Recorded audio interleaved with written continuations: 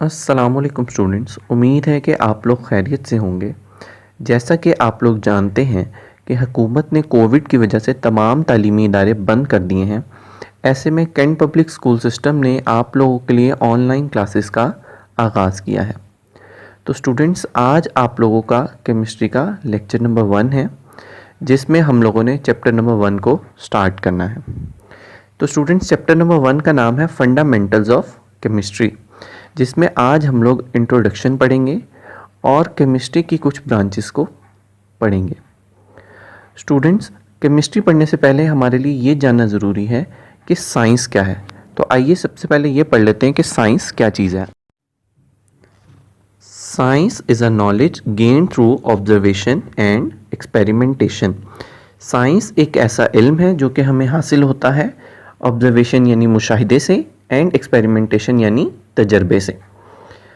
यानी कि अगर आप किसी भी चीज़ को, किसी मटेरियल को बहुत गौर से देखते हैं और उसको समझने की कोशिश करते हैं और फिर उसके ऊपर मुख्तलिफ़ किस्म के एक्सपेरिमेंट्स करते हैं ताकि आप उसको मज़ीद अच्छे से जान सकें, तो आप ऐसे में कौन सा इल्म हासिल कर रहे होते हैं? साइंस का इल्म हासिल कर रहे होते हैं। हमने साइंस को 3 ब्रांचेस में तकसीम किया है, जिनका नाम है फिज़िक्स, केमिस्ट्री और बायोलॉजी। तो सबसे पहले स्टडी कर लेते हैं कि केमिस्ट्री क्या चीज़ है।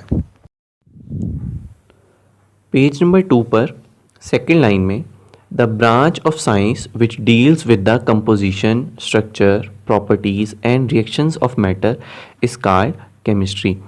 साइंस की एक ऐसी ब्रांच जिसमें आप मैटर की कंपोजिशन यानी वो किन किन चीज़ों से मिलकर बना है और फिर जो चीज़ें उसमें मौजूद हैं यानी जो चीज़ें मैटर में मौजूद हैं उनकी ख़ुद की क्या शेप है और फिर वो आगे से उसको और कौन सी शेप प्रोवाइड कर रही हैं। फिर उसकी प्रॉपर्टीज़ यानी उसका फ्रीजिंग पॉइंट क्या है, वो मेल्ट कितने टेम्परेचर पे कर रहा है, उसकी बॉइलिंग पॉइंट यानी उसका बॉइलिंग का टेम्परेचर क्या है, ये सब। और फिर उसके डिफरेंट रिएक्शंस यानी वो दूसरे मटेरियल के साथ किस तरीके से रिएक्ट कर रहा है, हम ये सब किस में स्टडी करते हैं? केमिस्ट्री में स्टडी करते हैं। यहाँ पे ये जानना बहुत ज़रूरी है कि मैटर क्या चीज़ है। तो students, anything which occupy space and possess weight is called matter. हर वो चीज़ जो वज़न रखती हो और जगह को इस्तेमाल करे, हम ऐसी चीज़ को मैटर कहते हैं। फॉर एग्ज़ाम्पल, आपके घर पे आपके पास पेंसिल है, बुक है, आपकी टेबल है, ये सब चीज़ें क्या हैं? दरअसल मैटर हैं। यानी जो भी चीज़ वज़न रखती होगी और जगह घेरती होगी, हम उसको मैटर कहेंगे। तो केमिस्ट्री में हम मैटर की कंपोजिशन को, उसके स्ट्रक्चर को, उसकी प्रॉपर्टीज़ को और उसके रिएक्शंस को स्टडी करते हैं। स्टूडेंट्स, केमिस्ट्री को मेजरली 8 ब्रांचेस में तकसीम किया जा सकता है, जिसमें सबसे पहली ब्रांच है फिज़िकल केमिस्ट्री। तो physical chemistry is defined as the branch of chemistry that deals with the relationship between the composition and physical properties of matter along with the changes in them। तो physical chemistry की एक ऐसी branch है जिसमें हम matter की physical properties और उसके कंपोजिशन को स्टडी करते हैं। मतलब कि मैटर किन एटम्स से मिलके बना है, यानी उसकी कंपोजिशन क्या है, उसमें कौन कौन से एटम्स और मॉलिक्यूल्स शामिल हैं, और फिर वो एटम्स और मॉलिक्यूल उस मैटर की फ़िज़िकल प्रॉपर्टीज़ पर क्या असर डाल रहे हैं। और फिर ये भी कि अगर हम मैटर की कंपोजिशन को चेंज करते हैं, यानी उसके एटम्स को चेंज कर देते हैं, उसके मॉलिक्यूल्स को चेंज कर देते हैं, यानी उसकी कंपोजिशन को चेंज कर देते हैं, तो फिर ऐसे में मैटर की फ़िज़िकल प्रॉपर्टीज़ पर क्या चेंजेस आते हैं, क्या अफेक्ट्स आते हैं, ये भी हम फिज़िकल केमिस्ट्री के थ्रू स्टडी करते हैं। मैटर की कंपोजिशन को और उसकी फ़िज़िकल प्रॉपर्टीज़ के रिलेशनशिप को स्टडी करने के लिए एक एग्जांपल देख लेते हैं। यहाँ पर हमारे पास 2 मॉलिक्यूल मौजूद हैं। पहला मॉलिक्यूल है H2O, जिसे हम वाटर भी कहते हैं, जो कि लिक्विड फॉर्म में मौजूद होता है, जबकि दूसरा मॉलिक्यूल CO2, जिसका नाम कार्बन डाइऑक्साइड है, और वो किस फॉर्म में होता है? गैस फॉर्म में मौजूद होता है। तो स्टूडेंट्स, आप लोगों ने देखा कि मॉलिक्यूल 1 यानी वाटर के मॉलिक्यूल में और मॉलिक्यूल 2 कार्बन डाइऑक्साइड के मॉलिक्यूल में कंपोजिशन का फ़र्क है और यही वजह है कि उनकी फ़िज़िकल प्रॉपर्टीज़ भी अलग हैं। यानी वाटर जो है वो लिक्विड स्टेट में एग्जिस्ट करता है और कार्बन डाइऑक्साइड जो है वो गैसियस स्टेट में एग्जिस्ट करती है। आगे पढ़ते हैं। The properties such as structure of atoms और formation of molecule, behaviour of gases, liquid and solid and the effect of temperature और radiation on matter are studied under this branch. तो बहुत सारी प्रॉपर्टीज़ फिजिकल केमिस्ट्री में study की जाती हैं, जैसा कि structure of atom. Physical chemistry की वजह से ही हमें स्ट्रक्चर ऑफ एटम मालूम हुआ, यानी कि हमारे पास स्ट्रक्चर ऑफ एटम आप फिगर में देख सकते हैं कि इसमें शेल्स मौजूद होते हैं, इलेक्ट्रॉन्स मौजूद होते हैं, न्यूक्लियस मौजूद होता है, न्यूक्लियस में न्यूट्रॉन्स और प्रोटॉन्स मौजूद होते हैं। ये हमें किसकी वजह से पता लगा? फिज़िकल केमिस्ट्री की हेल्प से मालूम हुआ। तो फिज़िकल केमिस्ट्री हमें स्ट्रक्चर ऑफ एटम स्टडी करने में बहुत ज़्यादा हेल्प करती है। और फिर ये स्ट्रक्चर ऑफ एटम के बाद हमारी फॉर्मेशन ऑफ मॉलिक्यूल, यानी जब दो एटम एक दूसरे से मिलकर एक मॉलिक्यूल बनाते हैं तो इसको स्टडी करने में भी हेल्पफुल होती है। और फिर मैटर पर टेम्परेचर का क्या इफेक्ट है, यानी टेम्परेचर इंक्रीज़ करने से मैटर की कंडीशन क्या होगी और टेम्परेचर को डिक्रीज़ करने से मैटर की कंडीशन क्या होगी, ये सब हम फिज़िकल केमिस्ट्री की ब्रांच में स्टडी करते हैं। सेकेंड ब्रांच है हमारे पास organic chemistry. Organic chemistry is the study of covalent compounds of carbon and hydrogen, hydrocarbons and their derivatives. Organic chemistry हमारे पास केमिस्ट्री की एक ऐसी ब्रांच है जिसमें हम कार्बन और हाइड्रोजन से मिलकर बने हुए कंपाउंड्स को स्टडी करते हैं। यहाँ पे आपने एक बात ये याद रखनी है कि जो कंपाउंड कार्बन और हाइड्रोजन से मिलकर बना हो हम उसको हाइड्रोकार्बन्स का नाम देते हैं। तो आप ये भी कह सकते हैं कि हम ऑर्गेनिक केमिस्ट्री में हाइड्रोकार्बन्स को स्टडी करते हैं। आगे रीड करते हैं। Organic compounds occur naturally and are also synthesized in the laboratories. Organic chemist determine the structure and properties of these naturally occurring as well as synthesized compounds. जो organic compounds होते हैं वो हमें नेचर की तरफ से भी मिल जाते हैं और हम इनको खुद लैब में भी तैयार कर सकते हैं। फॉर एग्जाम्पल, जो ग्लूकोज है हमें ये प्लांट से बाय नेचर प्रिपेयर हुआ हुआ प्रोवाइड होता है, जबकि अगर मैं बात करूं विनेगर की, यूरिया की, ये दोनों ऑर्गेनिक कंपाउंड हैं और ये हम कहाँ तैयार करते हैं? अपनी लेबोरेटरीज में प्रिपेयर करते हैं।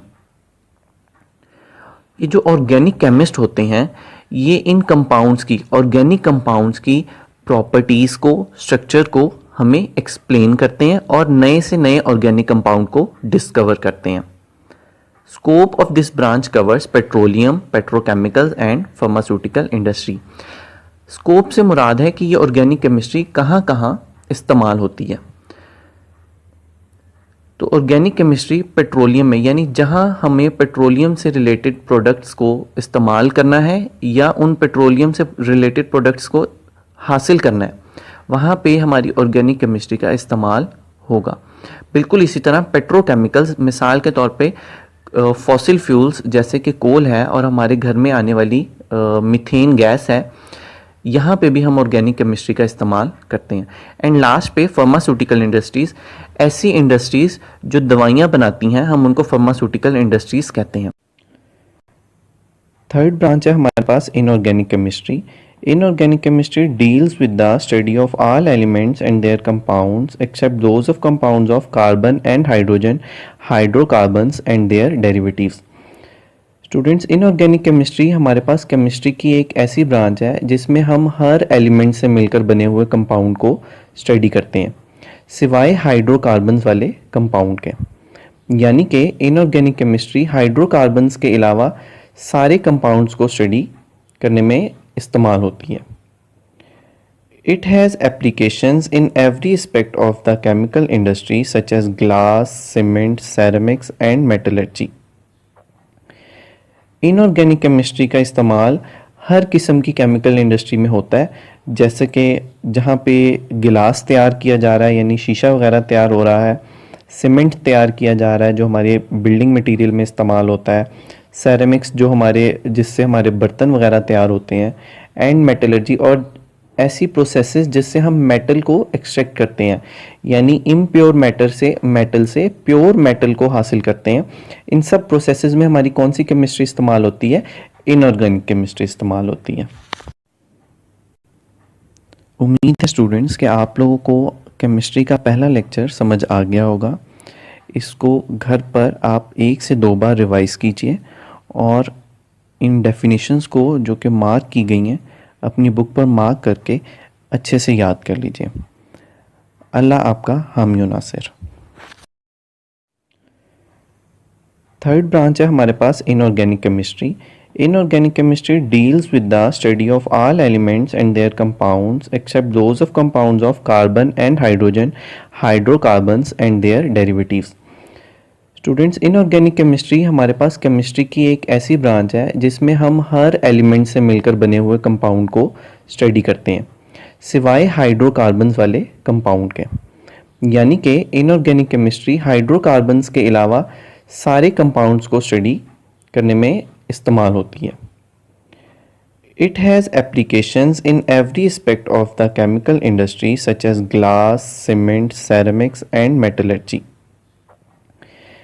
इनऑर्गेनिक केमिस्ट्री का इस्तेमाल हर किस्म की केमिकल इंडस्ट्री में होता है, जैसे कि जहाँ पे गिलास तैयार किया जा रहा है यानी शीशा वगैरह तैयार हो रहा है, सीमेंट तैयार किया जा रहा है जो हमारे बिल्डिंग मटेरियल में इस्तेमाल होता है, सेरेमिक्स जो जिससे हमारे बर्तन वगैरह तैयार होते हैं, एंड मेटलर्जी और ऐसी प्रोसेसेस जिससे हम मेटल को एक्सट्रैक्ट करते हैं यानी इम्प्योर मेटल से प्योर मेटल को हासिल करते हैं। इन सब प्रोसेसेस में हमारी कौन सी केमिस्ट्री इस्तेमाल होती है? इनऑर्गेनिक केमिस्ट्री इस्तेमाल होती है।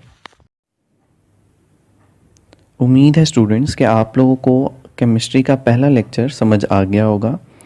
इसको घर पर आप 1 से 2 बार रिवाइज़ कीजिए और इन डेफिनेशंस को जो कि मार्क की गई हैं अपनी बुक पर मार्क करके अच्छे से याद कर लीजिए।